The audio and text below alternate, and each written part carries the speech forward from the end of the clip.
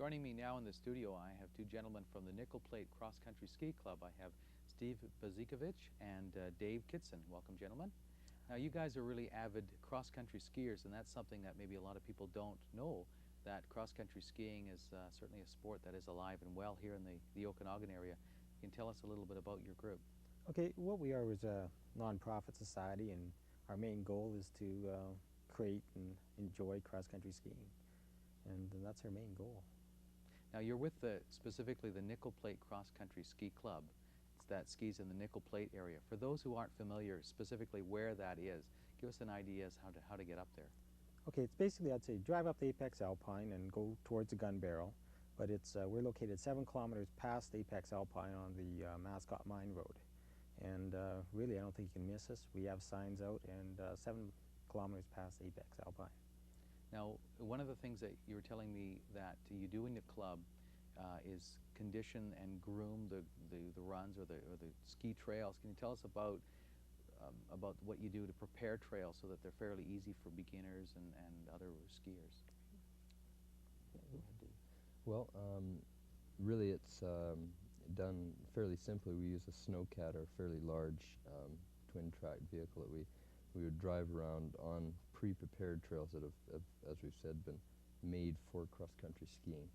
They're designed completely for cross-country skiing, so the downhills aren't too steep and the uphills aren't too steep. And we run this machine over when there's enough snow, obviously, which basically packs it.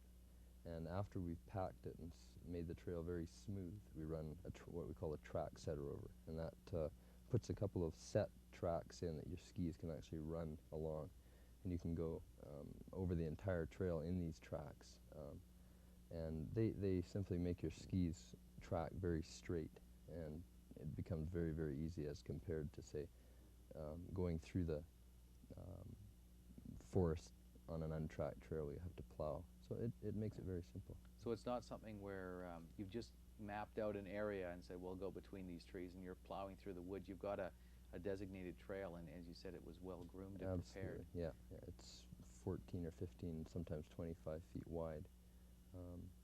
So you could actually ski with a family. You could pretty well put the whole family side by side and run up the trail, although there is usually only 1 or 2 tracks on the trail that are set. The rest is just smooth, but it's all been packed. Mm-hmm. So if there was a family with young children, maybe that were you wanted to get involved in skiing or cross-country skiing, is it something that's fairly simple and safe? Are there trails that are rather easy for beginners? Absolutely. We have about a 3 or 4 kilometer loop that is almost dead flat, with the exception of maybe a couple of very small dips, which make it very fun for little kids to shoot down. So yes, we've got trails that will cater to the intermediate, right up to the expert, and right down to the absolute rank beginner. So have you been a skier long? I have now for I think 7 or 8 years. I raced originally on the Simon Fraser University ski team. That's where I'd started out, and I've been skiing and racing ever since. Yeah. Okay, what are some of the things that you like about cross-country skiing, say, in contrast to alpine skiing or downhill skiing that has I guess a higher profile and is a little bit more well-known, maybe? Well, me personally, I'd say cross-country skiing it's an escape. You go out there, there's nobody around you, you're by yourself, and get a chance to think about things instead of the hustle bustle, that sort of thing. You can go at your pace. If the hill's too steep for you, you just go a little slower. That's all there is to it. Or if you want to go fast, you go fast. You want to go slow, you go slow. So it's entirely up to you. You dictate what you want to do. You don't get dictated by the hill what you do. Yeah. Okay, so you said there was a variety of trails too. Is there something for other avid skiers who are interested in maybe a little bit more challenging runs or different trails, perhaps? Oh yeah, we have a couple trails that are, I'd say, quite challenging because we're very high up in elevation and a little less oxygen up there, and it does definitely affect your body. And so our trails they're definitely challenging enough, and if they're not, you just try to go a little faster. Okay. So do you have any facility up there? Is there any kind of shelter? Or is, We have about an 800 square foot cabin. It's a beautiful log cabin that we built about 3 years ago. Yeah. And it has a big fireplace in the middle of it. It has benches around the entire perimeter of it, and you can sit and eat your lunch in warmth. We have a fridge, and which may be kind of a silly thing to have in a cool cabin, but we do have a stove as well, electricity, lights, and floodlights for putting around at night, sometimes out in front of the cabin, which is another nice thing that one can do. Yeah. So Another thing that we do have there is if some people want to go skiing and some other people just want to play in the snow, we have a small little toboggan hill just behind the cabin, and a lot of times the kids also play in front of the cabin. We're on a little bit of a knoll, and they bring their toboggans out and whatnot and play in the snow there too. So then again, if the kids get cold, you can bring them inside the cabin and keep them warm. Sounds like something that's fairly easy for beginners to get into. Like you said, bring a family up, and some of them could go skiing, or some could stay around and play and it's a fairly well prepared area. So it's not like you've got a big area where someone's going to fall off the hills or trip over logs through the woods and so on. What kind of equipment might be needed for someone to get into cross-country skiing, even on a beginner level? Is there a fair amount of gear and season passes and that sort of thing? What does someone need to get started? Yeah, well, first of all, to get equipment, the easiest thing to do if it's your first time out, I'd strongly recommend you to rent it. It's very easy to rent. Most of the shops that rent equipment, they're knowledgeable as to what type of equipment to supply you with. And then, so you don't have to go through an expenditure of equipment. You can go pay a few dollars, rent the equipment, and give it a try. Secondly, the equipment is not as expensive as downhill equipment. So to outfit a family, you can do it much, much cheaper than you can for, say, downhill skiing. And third thing is, in terms of our memberships for our club, for the family is $50 per year, and an individual is $25. And we do have a number of benefits. You get magazines from Cross Country BC and various other organizations. Okay. Well, can you give us a telephone number for more information for if somebody's interested in maybe getting a hold of you? Or I think Buck Patchuluk is one of the contact people here in your group. So we'll put that number up on the screen. Buck's number is, I believe, 492-4838, 4838. He can be contacted, or we do have membership forms at Ray's Sports Den in Penticton, and people can drop by there by all means, and there often is somebody kicking around there that isn't knowledgeable about what's going on in the club and things. Okay. Any closing comments about cross-country skiing? Yeah, I think it's, I'd say, please everybody come out and give it a try. It's a new sport here in the South Okanagan. We've only been around for a couple of years, and don't be intimidated by it. You can make it as hard as you want or as easy as you want. It's entirely up to you. Okay. Thank you, gentlemen, from the cross-country ski club at Nickel Plate, and we'll see you out there on the trails. I hope so. Good. Yeah, thank you, Wayne. Hi, welcome back to Shaw Cable 11 Studios. And in our studio now we have Wayne McDougall, who is the program manager for Shaw Cable 11 programming. Welcome, Wayne. Hi, Nora. It's good to be back on the show. Since you started this show, could you tell us a little bit of what you wanted the format of this show to be? Well, the program we're watching now, Working Together, is an idea to allow community groups in the Penticton Summerland area to have a very easy way of accessing our medium of community television to publicize their events and activities and so on, and give them a little bit of a forum for telling other people in the community who they are, what they do, why they exist. So maybe when they've got a fundraising campaign coming up later on, they hear about their group, they'll know a little bit of background. What are some of the steps that someone out there who maybe wish to access this program could do to get on the show? Okay, well, it's very simple to get access to the community channel. I think that's something I'd like to start off by stressing.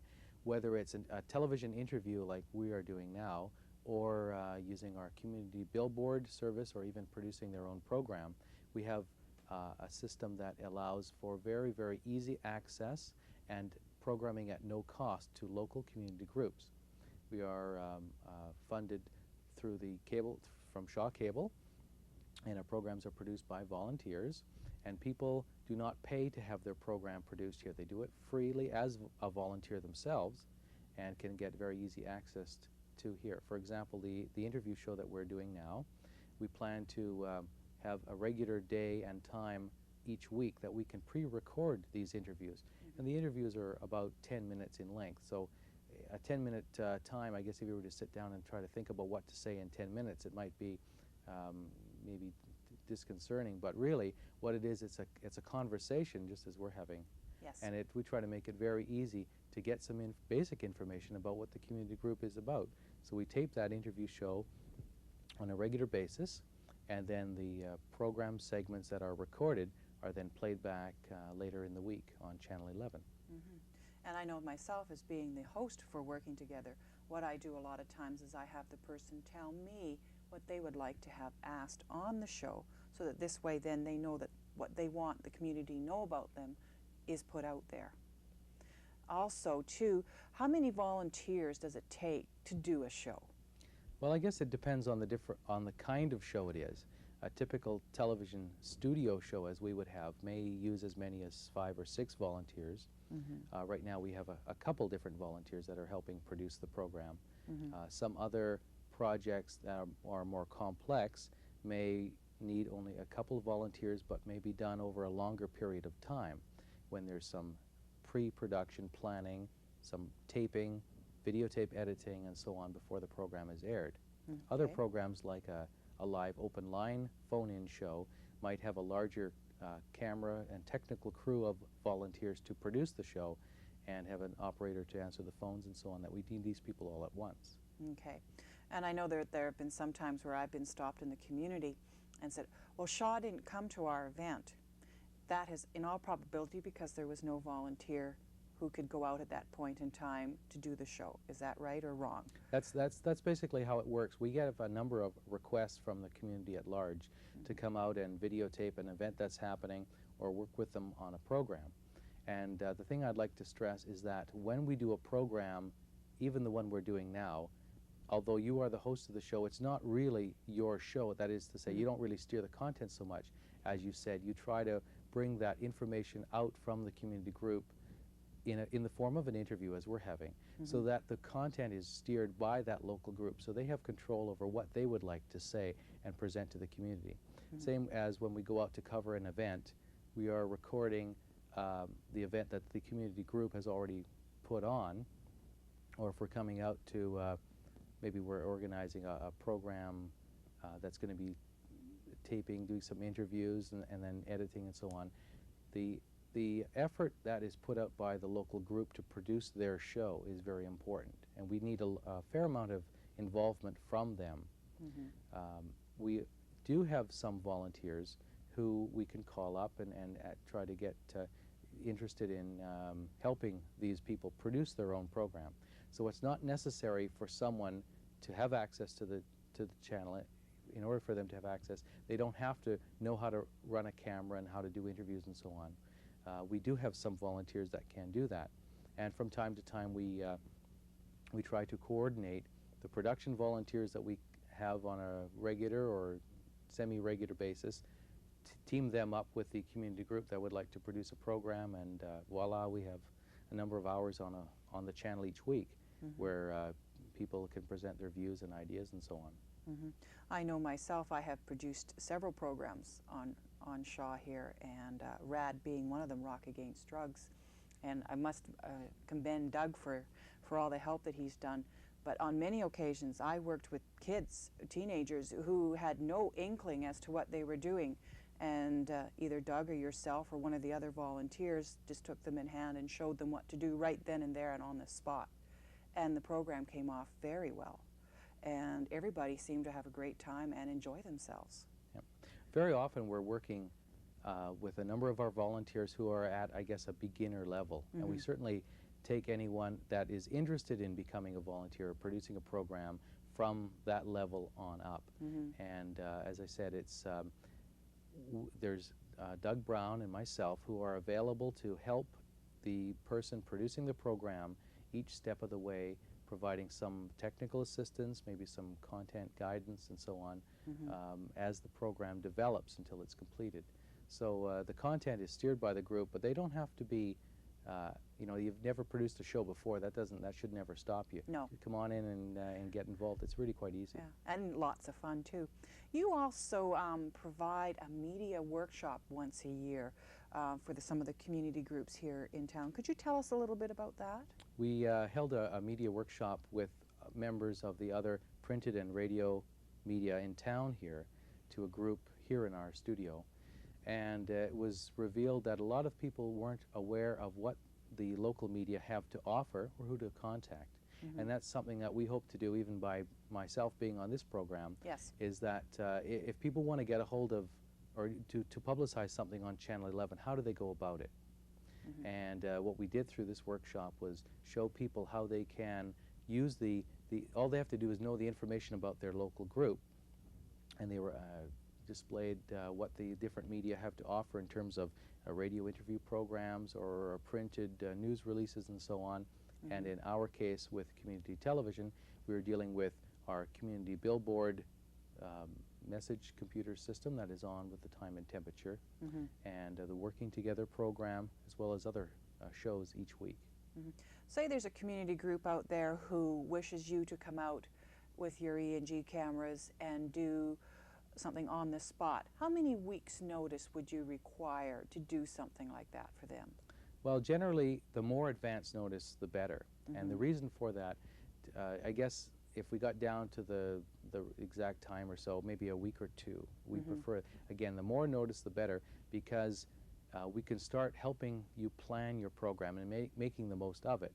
If it gets down to fairly soon before the event, we may or may not be able to contact a volunteer crew who is able to come out to the event and make that recording happen.